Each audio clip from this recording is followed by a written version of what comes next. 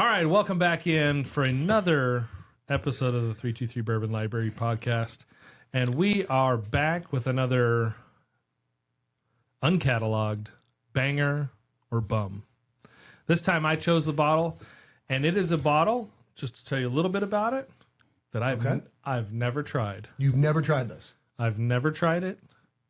Have you tried its cousins? Yeah, does it have cousins? Does it have sisters? relatives? Oh, I've tried cousins and family members and things. I've never had this particular release. Okay. Also, this is a limited edition release. So no more. No more store I don't know picks, about okay. that. It's not a store pick. It's just a limited edition. Right. Who knows if it keeps coming out? But Okay. to tell you just a little bit about the bottle, Please do. I'm not going to tell you the proof because I think that was fun. We should guess at the proof. Okay. Let's see here. What should I tell you about this bottle other than it's a limited edition and not give it away? Do they say anything about its notes? How it's going to smell to us? Oh, yeah. Oh, you'd like to hear about the notes? I'd like to hear about the notes before I take a smell of it, yes. All right.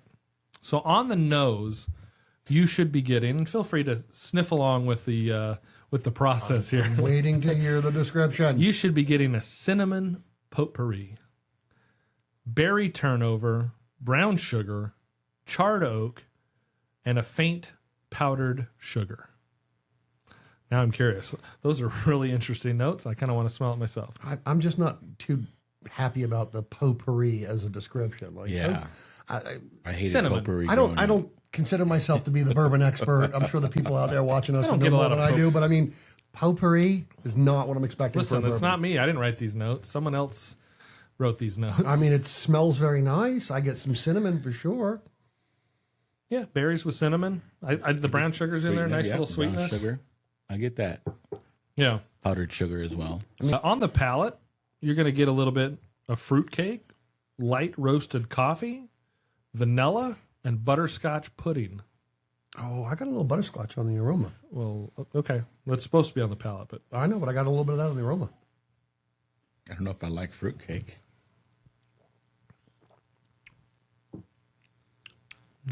Oh, wow.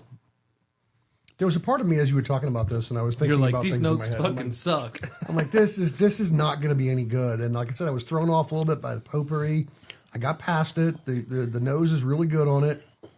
I'm kind of surprised at how well that goes down. It's sweeter than I thought it would Right? be. A It's lot sweet? sweeter than I thought it would Okay. be. I'm even more curious now about the proof level because to me that had like no heat, no hug, but it hits the tongue like something that's over 100 proof. Okay. Let me give you the finish notes. So, palate was fruitcake, light roasted coffee, vanilla, and butterscotch pudding. The finish, berry compote, sweet oak, toasted cinnamon, toasted oak, slightly bitter. Hit the bitter. Yeah, not terribly bitter. I'm gonna taste it now. Like bitter is bitter. Like people always Do you go, have oh, the it's mash bitter. bill? Is it This high is a very rye? light bitter. I'm getting like those warm spices. Well, cinnamon's warm. Yeah, it's definitely got a cinnamon note to it. Yeah. You think it's a high rye mash bill? I want to say yes. Okay. Definitely got a little punch on the backside of that. Yeah. sip. To me, that punch is notorious of a high rye. Again, based on my experience, like what do I know? But Well, I'm gonna guess it's a high rye. Yes. okay. I have no idea what it is, but it's Yeah, fair enough. tasty on the front. Fair enough. We like it, but you're both wrong on the mash bill. Really? There's 0% rye in this. Wow. In this whiskey. It hits me in the back of the throat. Yeah. Which is what I'm associating with being a high Something rye, me but it's too. not. Okay. But it's So this is a 52% corn, 35% wheat, really 13% malted barley. So a high wheat bourbon. Yeah. technically a high wheat. Okay. So it's the cinnamon notes that are making me think it's more rye than it is. Okay. Probably the warm spices. I always think of tasty. rye being warm spices, though. I mean, Yeah. The nose has this all like part of why we do this, right? I'm trying to learn some new stuff. the nose has this almost like big red chewing gum. Fruit punch kind of blended note that I really like. You definitely get the big red. Big red cinnamon. A lot of sweetness on the nose. It's got some red fruits, cinnamon notes. Yeah, if you can get past the big red cinnamon, then there is some fruity bubblicious in here somewhere. Definitely. Yeah. Yeah, I've never tried this either. It's interesting. I like it. All right, I was completely wrong about the rye thing. I still want to stand by that as to why I said it, right? The way it's hitting me feels like it's a rye. Would that change your mind? You think it's more proofy? And it's making me think it's much higher proof than I thought. What was your initial guess on the proof? God, what I just said 30 seconds ago. What did I say, about 100? I think so, yeah. I think I said about 100. Okay. Is what it's hitting me like, but I think it might be higher. Now, if you tell me it's something higher than that, I'm going to go, that's why I'm getting that rye heat on the back end. That bitterness, that cinnamon is just, I don't know, it's throwing me off. I'm no expert. That's why we're here to learn. I don't feel it's that high. I don't know what it is. I think it's 105, 110 is my range. I said higher than 100 is what I said before, I think so. Well, that's a lot of numbers above 100. You want to zero in? At least give us a shorter, smaller range. It's not hazmat, right? I mean, no, it's not. It's not hazmat. Yeah. Okay. If I say it's 105, but caveat that with, I think it's probably higher than what I think it is. Listen, you guys have both said the number spot on. Really? 105. It is 105 proof. Apparently it's 105. Yeah. Yeah. I'm getting better at this. That's all we got to do. Hey. Slowly but surely, right? It's everybody's palate's a little bit different. We all taste it slightly different.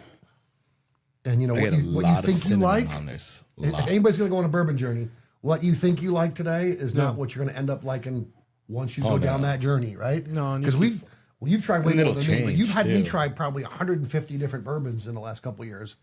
So I think I've developed what I call my taste. Yeah. But not enough to be at his level where I really want to pick different things that I know. Listen, Like I'm not reading the label of a bottle going, oh yeah, that's what I want to buy and bring home. I'm just like buying bottles, bring it home, and I'm like, that sucks. That's a bum. I try them here first, and then I go to the store, and then I buy them. and then you Oh, wait a minute. There you go. I've been That's doing the this way to- wrong. yeah, So we got to check it out at the library, like Yes, checking out a book. Exactly.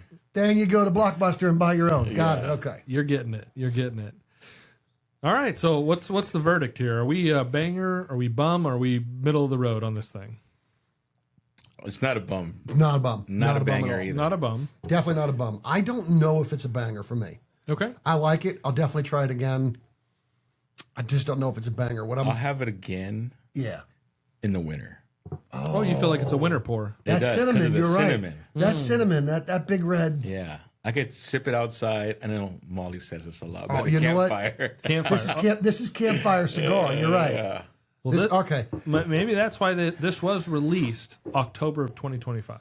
This is a Christmas release. This is something we need to do outside campfire with a stogie. So any guesses on the age on this thing before we disclose age, what yeah, it let's is? do age. 10 to 12.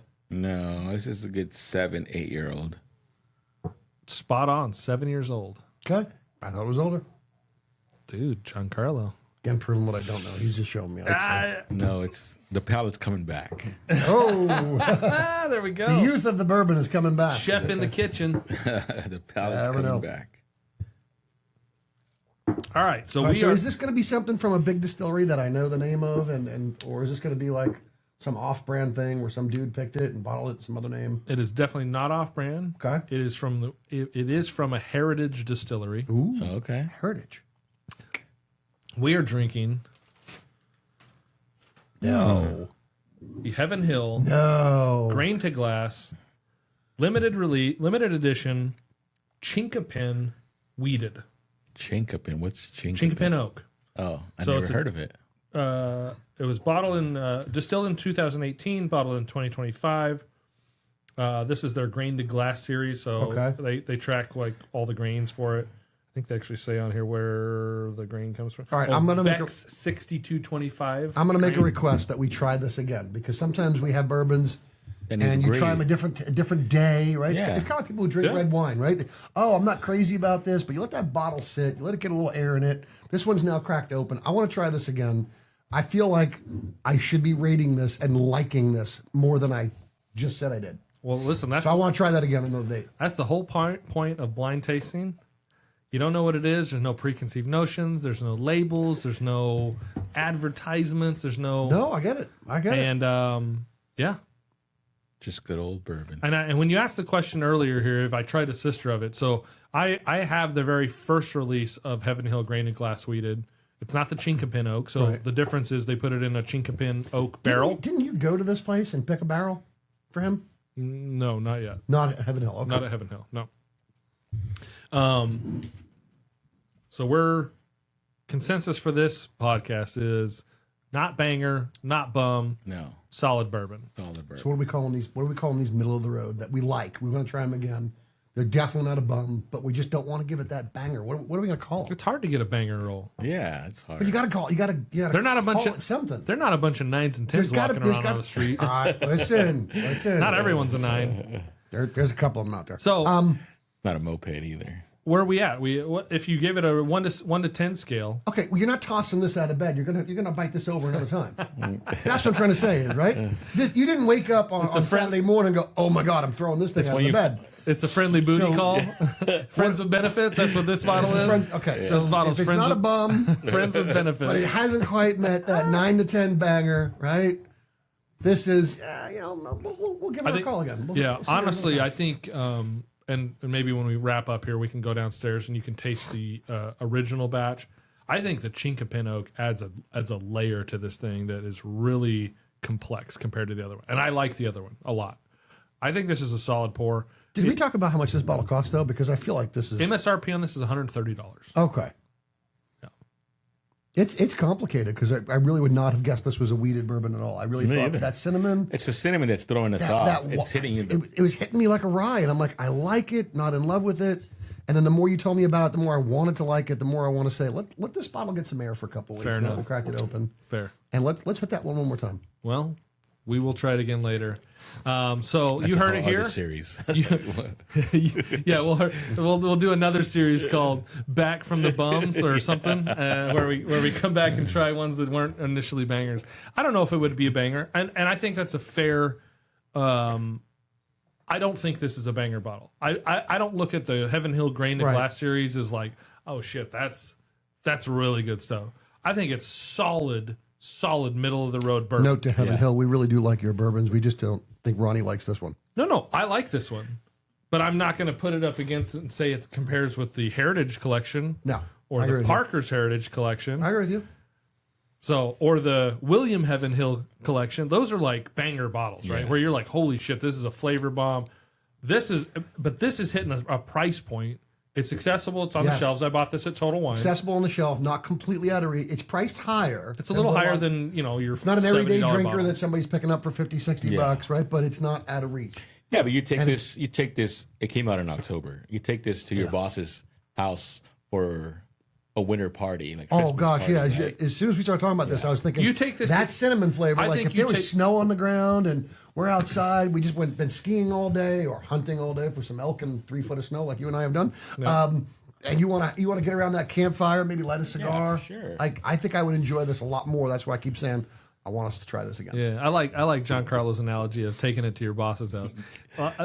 I would say if you go to anybody's party or whatever and you bring this, it's probably going to be better than 98% of the bottles that are potentially at that party.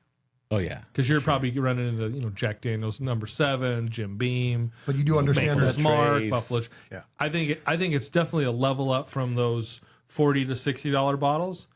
Right. But is it competing with a BTAC collection or Pappy or something? No. Anyway, I think it's a solid pour. I definitely want to come back to it. We will come back to it. Hey, maybe I'll do a bottle review it in a couple weeks here after it's opened a little bit. Yeah, for sure. Thank you for joining in with us. Again, if you're enjoying this journey with us, please like, subscribe, follow us. Check us out, depending on where you're watching us, on YouTube, Instagram, TikTok, Facebook, on Spotify. If you're listening to us on Spotify or Apple Music, thank you. We really appreciate your support. We'll see you very soon for another episode of the 323 Bourbon Library podcast. Thanks, everybody. We enjoyed having you here. Cheers.